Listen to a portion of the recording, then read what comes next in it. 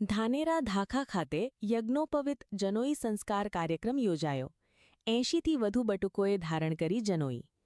ધાનેરા તાલુકાના ધાખા ગામે સમસ્ત પંચપરગણા શ્રીમાળી બ્રહ્મ સમાજ દ્વારા ભવ્ય યજ્ઞોપવિત જનોઈ સંસ્કાર સમારોહનું આયોજન કરવામાં આવ્યું હતું। સમાજના વિવિધ ગામોમાંથી મોટી સંખ્યામાં બટુકો આ કાર્યક્રમમાં જોડાયા હતા। અંદાજે 80થી વધુ બટુકોએ વૈદિક વિધિવિધાન સાથે જનોઈ ધારણ કરી હતી। આ સમગ્ર કાર્યક્રમ ધાખા ગામે કીર્તિભાઈ એન ત્રિવેદીના ફાર્મહાઉસ ખાતે વિશાળ સમિયાણા હેઠળ યોજાયો હતો, જેમાં સમાજના અંદાજે 5000થી વધુ લોકો ઉપસ્થિત રહ્યા હતા। ઉનાળાની ભારે ગરમી વચ્ચે પણ સમગ્ર નાથગંગાની હાજરીએ કાર્યક્રમને ભવ્યતા આપી હતી। વર્ષો બાદ સમગ્ર સમાજ એક જ મંડપ નીચે એકત્ર થતાં લાગણીસભર અને ભાઈચારાભર્યો માહોલ સર્જાયો હતો। સામૂહિક જનોઈ સંસ્કાર કાર્યક્રમ દ્વારા સમાજે દેખાદેખીના ખોટા ખર્ચ પર કાપ મૂકવાનો સંદેશ આપ્યો છે। અલગ અલગ ઘરમાં થતી વિધિઓને બદલે એક જ સ્થળે તમામ બટુકોએ જનોઈ ધારણ કરી સમાજ અને અન્ય સમુદાયો માટે એક ઉત્તમ ઉદાહરણ પૂરું પાડ્યું છે। કાર્યક્રમ દરમિયાન ચા નાસ્તા અને ભોજનની વ્યવસ્થા સાથે તમામ ધાર્મિક વિધિઓ પૂર્ણ કરાઈ હતી।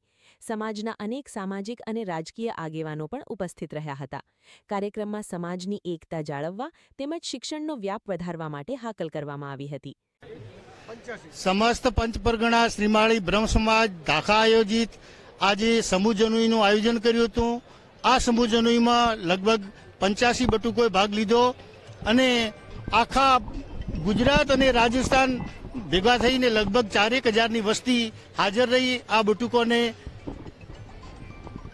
આશીર્વાદ આપ્યા અને ભોજન પ્રસાદીનો લાભ લીધો અને ધાખા ગામની પવિત્ર જમીનને પાવન કરી। તો આ પ્રસંગે જે કોઈ જે આવ્યા છે પત્રકાર મિત્રો સમાજના આ બધાનું ધાખા કારોબારી વતી ધાખા ગામ વતી બધાનું હું સ્વાગત કરું છું અને એમને બધાને આવનાર બધાને હું ખૂબ ખૂબ અભિનંદન આપું છું, શુભેચ્છા આપું છું। અસ્તુ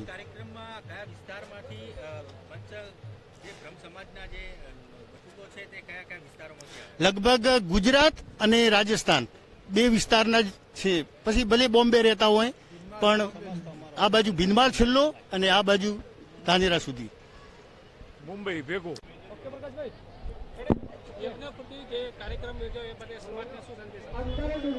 સમસ્ત પંચ પરગણા શ્રીમાળી બ્રહ્મ સમાજ ધાખા આયોજિત યજ્ઞોપવિત સંસ્કાર સમારોહ 2026 આજે ધાખા મુકામે સમૂહ જનોઈનું આયોજન કર્યું હતું, જેની પૂર્વ તૈયારી રૂપે એક માસથી સતત ગામના લોકો ચલાવી રહ્યા હતા અને આ કાર્યક્રમ કરવા માટે જે બ્રહ્મ સમાજના જે મિત્રો છે તમામ વડીલોએ ખૂબ ઉદાર હાથે સહયોગ આપ્યો છે, જેના કારણે આજે આ ભવ્ય પ્રોગ્રામ સફળ થયો છે।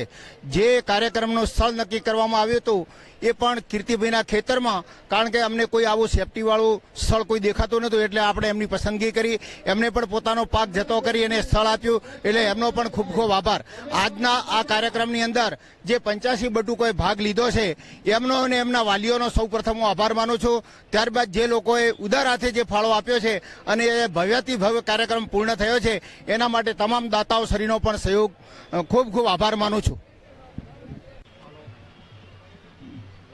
સમસ્ત પંચપરગણા શ્રીમાળી બ્રહ્મ સમાજ ધાખા વતી આયોજિત સમૂહ જનોઈ કાર્યક્રમમાં 85 અમારા બટુક હતા અને અમારી સમાજના તમામ આગેવાનો ભાઈ એનો બધા આવેલા।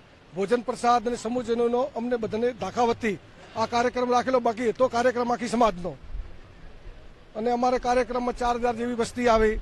અમારા કીર્તિભાઈનું ખેતર હતું, એમાં પોતે લાભ આપ્યો ખેતરનો, એટલે એટલી બહોળી સંખ્યામાં આ જનોઈનો પ્રોગ્રામ બન્યો, નહીતર કોઈ ભાડેથી લીધો તો ન મેળાવત।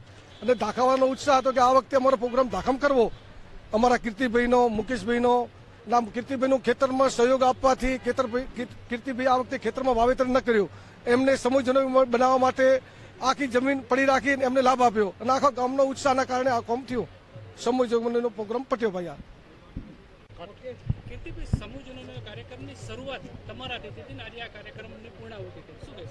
પહેલાં શરૂઆતમાં મારા મનમાં એવું આવ્યું હતું કે હું ધાખા પૂરતો સમૂહ જનોઈ 21 બટુકનું કરવા માગતો હતો।